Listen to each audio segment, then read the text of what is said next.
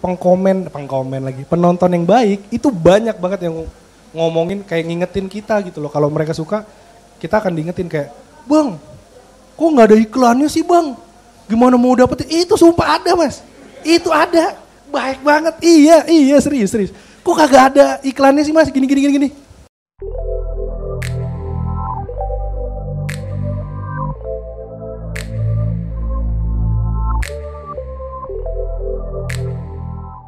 Tukar exposure. Ya, tukar exposure. Jadi saling menguntungkan bagi brand dan bagi si konten kreator. Tadi kan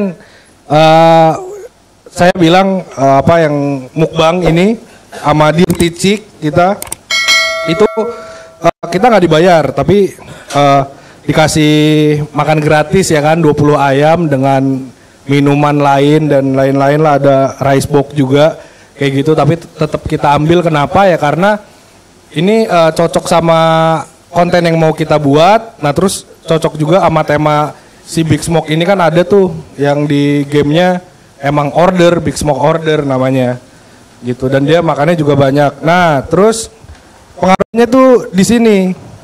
Jadi kayak seenggaknya kita tuh membuat orang tuh jadi kegoda gitu. Sebenarnya masih ada sih komen-komen lainnya tapi kayak tenggelam gitu loh. Jadi saya sempet ini dapetin komen-komenan, saya screenshot nih kayak, "Enak kok, pengen ya," gitu kan, dari Yuda D terus Utomo Star. Itu tempatnya di mana Big Smoke? Ya ini udah saya balas nih, ada 3 komen.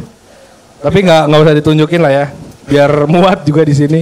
Terus ngelihat dimakan, mungkin dia ya, mungkin dia typo dia ngelihat dia makan Kentucky, kepingin gua katanya gitu, kepingin makan elunya Beko. Ya apa ini yang bisa dibilang apa, mungkin kelihatannya ini emang dilihatin banget gitu kan, kayak hard sell gitu, tapi kita nggak ngomongin Dirty Chick gitu kan dari awal video. Bahkan ini awal videonya itu tuh GTA juga gitu. Jadi kayak mobil dateng, backsoundnya apa, background musiknya juga GTA. Nah terus di ini kan Big Smoke-nya mau makan, kok mau makan tidak gitu? Tidak, mau apa? Saya mau jemput CJ saja gitu, jemput Ucok saja gitu. Akhirnya yaudah, saya makan sendiri gitu. Akhirnya udah makan di sini, udah baru ngomong tuh Dirty Chick dan lain-lain. Kita targetnya kena. Terus pas kita lihat komen lainnya, ini sampai jadi gimana ya, kalau kita ngomongin suatu hal yang mungkin ya bagi pribadi orang, personal orang, bagi sendiri-sendiri, itu tuh dia bakal kayak ngutip sendiri gitu, kayak menit ke-6 daging sehat Dirty Chick kayak gitu kan. dia ngetik sendiri gitu kan, maksudnya sampai dikutip sendiri sama dia gitu kan, Dirty Chick, udah ketawa.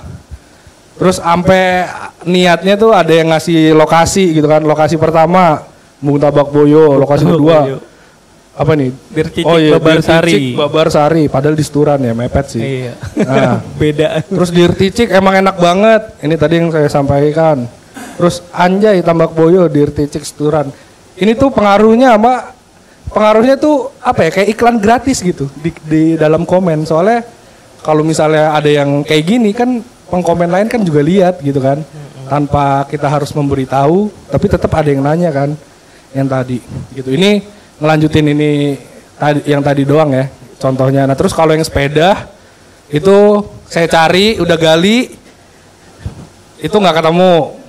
Bukan nggak ketemu sih, tapi udah banyak banget. Kayaknya udah 10.000 lebih komen deh yang di GTA. Jadi mohon maaf nggak bisa kasih lihat gitu, karena udah ketimbun gitu. Oke, mungkin lanjut materi ya. Ini materi selanjutnya kita emang kan nanti bakal bocorin gimana risetnya untuk ngituin judul ya kan. Nah terus ini kita masih ngebahas yang tadi kan udah ngebuat konten kan ya, udah ngebuat konten SEO. Terus gimana cara dapetin idenya gitu. Menurut Manplace, ya Manplace Studio, bisa dijelaskan sama Mas Rudi.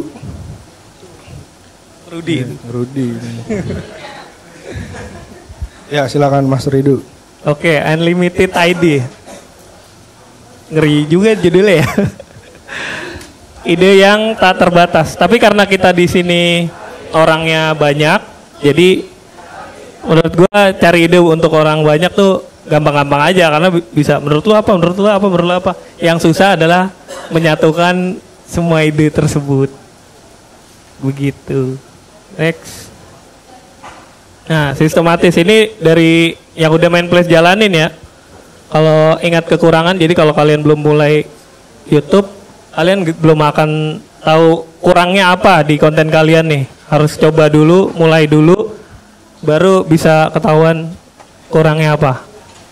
Kalau di main place, ya yang tadi udah materi yang awal, kalau bikin konten-konten yang original, itu masih belum diterima sama masyarakat. Konten apa sih gitu? Kalau original, tapi kalau buat yang udah ada gitu terus diparodiin lagi itu lebih diterima dan lebih gampang ngajak supaya nge-follow kita dulu. Setelah itu kalau udah kenal baru kita mulai bikin yang originalnya gitu. Nah, kurangan terus awalnya kita brainstorming, duduk bareng, mikir mau bikin apa. Kalau misalkan ada klien misalkan kayak Pacific Bike gitu, sepeda, nih harus diapain, ini kita mikir bareng dulu. Terus ada ide apa, dan Hill, GTA segala macam itu dirundingin dulu. Terus kalau misalkan ada sesuatu, misalkan GTA, ya udah kita riset dulu di gamenya, bener nggak tuh bisa diterapin.